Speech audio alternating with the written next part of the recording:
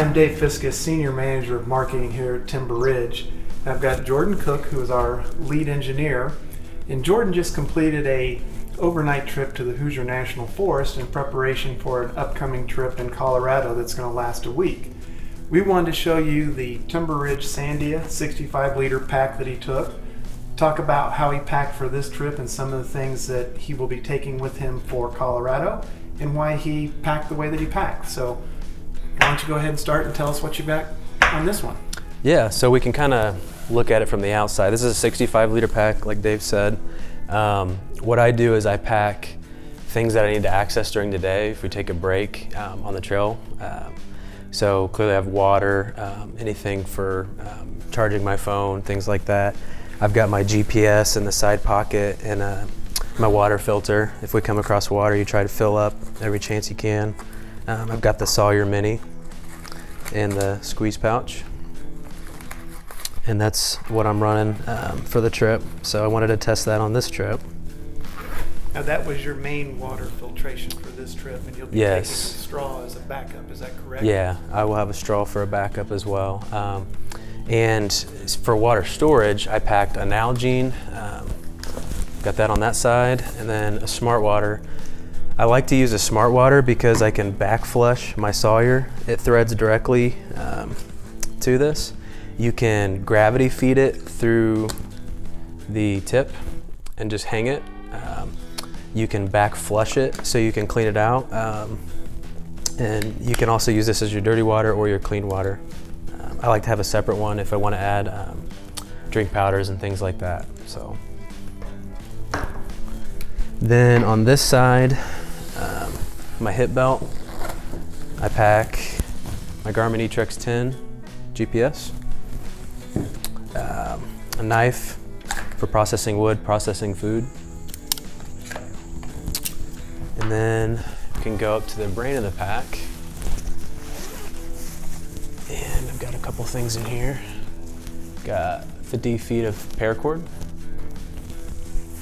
Got a headlamp. And a phone charger that I can charge for the sun. And it's got lights.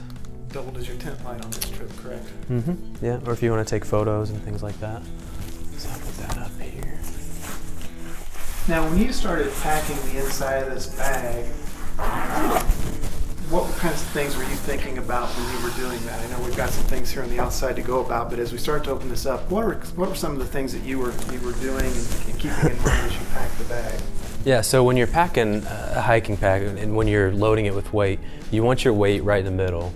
So what I do is I put my sleeping bag on the bottom, my foam pad on the outside, and try and keep the heavier items right in the center.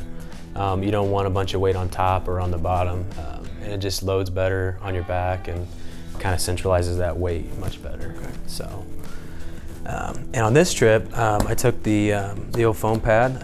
It's bomb-proof. I like that you don't lose air in the night. Has good insulation properties. If you want to take a nap during the day, you can just kind of lay it out and keep yourself clean. You can use it as a sit pad or a knee pad, whatever you want to use. And you'll be taking that to Colorado versus one that would fill with air for those exact reasons, correct? Right, Yeah. right. That's a good thing to remember when you're out there for a week. And then obviously trekking poles. I can kind of take these off so they're out of the way. Just some good set of carbon fiber trekking poles. Good to keep pressure off your knees and your back on the different terrain. And on this trip, we found a cave that we spent for lunch because it was raining. So we couldn't get into that cave without trekking poles. So it was nice to have. So the other thing we were doing was we planned to fish while we were there and try and catch some fish. So I packed some tackle in this front pocket. It comes with a nice pocket in the front that's easy to access. So I have a tackle box, a bobber, pliers, some fishing line, just in case. So that goes on the outside, where it's easy to access. And you were camping right off of Lake Monroe at the Hoosier National Forest, so the access to fishing was very easy for you. This trip, wasn't it? Yeah, the fishing wasn't as good because it had kind of flooded a little bit, but last time we were there, we caught a bunch of catfish and things like that. On that trip. Oh, yeah. Yeah. So if we want to go to the inside of the pack, I can kind of show you some of the thought process and how it was packed. Now, some of the things that Jordan took on this trip, certainly he wouldn't be taking out to Colorado, but they make great additions to an overnight or a couple of nights stay. Plus, he was also testing some of the products that we're developing at Timber Ridge to make sure they perform the way that we want them to. Yeah, and I started with a pack weight of like 48 pounds, and then after the trip it was about 36. So I had frozen waters and food that had been frozen and things like that. I wanted a heavier pack just for, you know, kind of getting the mountain legs ready. So you can see I normally wouldn't take something like this, but for an overnighter it was nice to have. So I packed my food in one of our Timber Ridge coolers. This is a 6-can, so it was nice to have. I just had frozen water, I had eggs. You know, in my other bag I had some fish fry and things like that. We had frozen sausage with cheddar filled. It was really good, And really then nice. when this was empty, it was easy to compress down into put Yeah, back into your it pack. folded completely flat. So yeah, so that was in there. Gotta have camp shoes.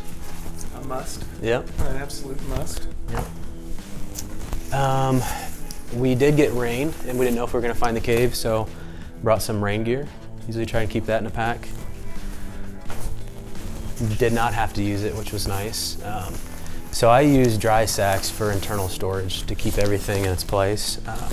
So in here I've got my possibles pouch. I've got a change of like cotton clothes and underwear and socks. I've got like emergency gear in here. I can kind of show you what I've got. So got an extra change of clothes. This doubles as my pillow. I take my electronics and things like that out, and I use clothes, and I just keep air in the bag, and it works really nice as a pillow.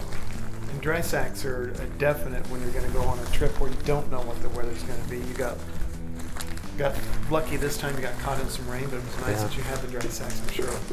Got kind of toiletries, hand sanitizer, body powder, biodegradable baby wipes, and TP, Mountain Money.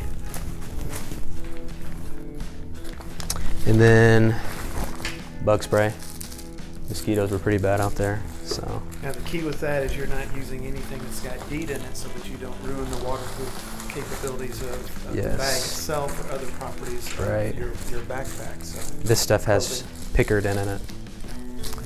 Doesn't smell, doesn't, like you just said. So in here I've got a bunch of just gear that I didn't actually need. I've got a notepad that's waterproof, moleskin, in case for blisters, stormproof matches, extra batteries, a first aid kit, extra headlamp, and a straw for water. Oh, and electrical tape. Can fix a lot with electrical tape.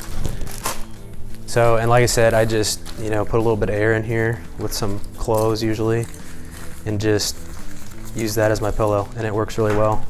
So, food, this was full. We ate a lot of food while we were out there. So this is what was left. A couple freeze-dried meals. And then s'mores and fish fry. Didn't catch any fish. So, on top of the water filtration and the sleep system, my cook kit. I wanted to test my cook kit, so make sure there's nothing wrong with it before I go out to the mountains.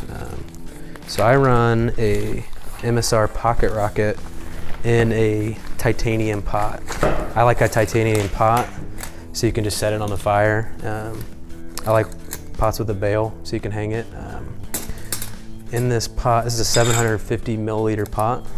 Keep a lighter in the Pocket Rocket stove. It's perfect size for boiling your water for your condensed meals. Yeah.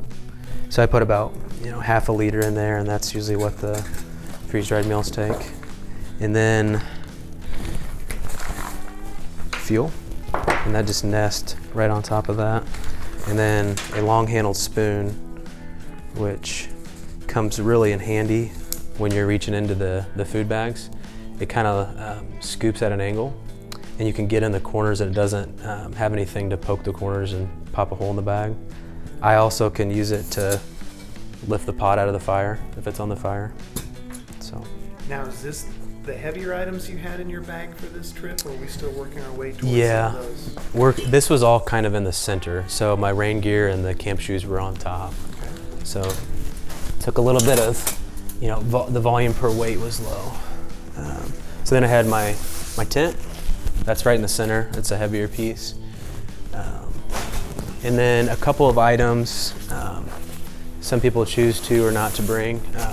So I had a Timber Ridge camp table. That came in handy in the cave when you were Yes. eating lunch and didn't have anywhere to set up on. Yes.